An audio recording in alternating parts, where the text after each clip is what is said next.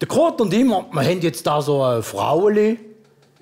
Da habe ich zu wenig zugelassen letztens im Sternengarten bei 2 Ältere. Auch mal Kollegen, sie sind schon lange gehockt, ein Bier und das andere. Wir haben jetzt da so ein Frauenli. Ein Thai-Frauenli. Allein hätte man es ja nicht leisten und würdest dann auch nicht jeden Tag. Oder nein, die anderen. Aber Ficki wie die Karnickel. Oder? Aber nein, wie ein Käferli. Allpott will sie. Oder? In meinem Alter willst du da nicht mehr jeden Tag. Oder haben wir gesagt, der Kurt und ich, wir teilen es, die Frauenli. Da habe ich gehört und gedacht, okay. Und noch ein bisschen genauer gehört. Mir macht auch nichts aus, wenn sie vorhin beim Kurt war. Du, nein, wenn sie gut duschen, dann habe ich kein Problem. Oder? Nur eben kochen können sie nicht, oder? Asiatinnen. Nein, wenn ich ein Stück Fleisch will, oder? Komme ich da hin in den Stern und willst dann auch nicht immer Englisch. Oder? Können ja nicht Deutsch, die eben, oder? Little Maus, sage ich den Namen. Little Maus, jetzt musst du mir aber ein Bier holen, aber nicht wieder da hure Thai-Gesöff, das Inga, oder wie es heisst. Nein, Little Maus, du bring mir ein Feldschlösschen und dann wie heavy der Little Nice Together an. Und wie gesagt, daneben mag die ja immer. Dann bin ich schauen, das gibt es wirklich. Also Webseiten, wo du Frauen bestellen kannst, foreignladies.com, kannst du eine rauslesen und kommen, wie ein Gartenmöbel oder ein paar Turnschuhe.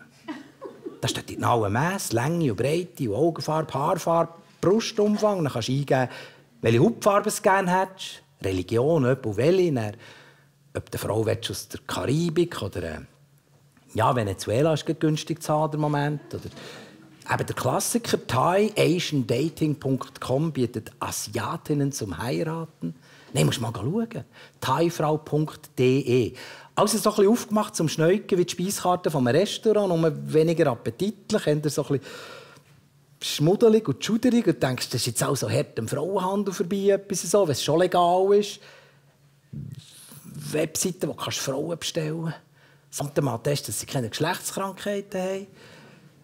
Gut, im Stern hat es mich nicht verwundert, das ist halt ein Knell, aber ein paar Tage später höre ich einen im Intercity, Erstklasse, Businesswagen. Ja, ich habe jetzt eine aus dem Katalog bestellt, ja. Sie funktioniert und sieht gut aus und Hauptsache sie macht den Job. Da habe ich gedacht, ja, welchen Job? Blau oder Staubsauger oder beides? Bis ich merke, aus dieser Broschüre vom Arbeitgeberverband hat der eine aufgeboten. Jetzt ja national Ständerat, ja.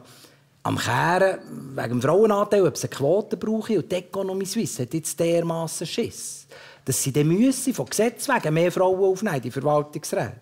Und die Geschäftsleitungen, dass sie eben heute geschwind von sich aus ein paar willige Verwaltungsrätinnen zusammengestellt haben, ein Katalogli. Es war alle Adrette im Döpies, samt Bildli. Du kannst jetzt eine aus dem Katalog, ja? Die macht das super und ist erst noch ein heisser Fäger. Eigentlich ist es ja klar. Gleiche Chancen, gleiche Rechte, gleicher Lohn. Das steht in der Verfassung seit 1981. Dann war Corinna Pätsch noch nicht mal auf der Welt.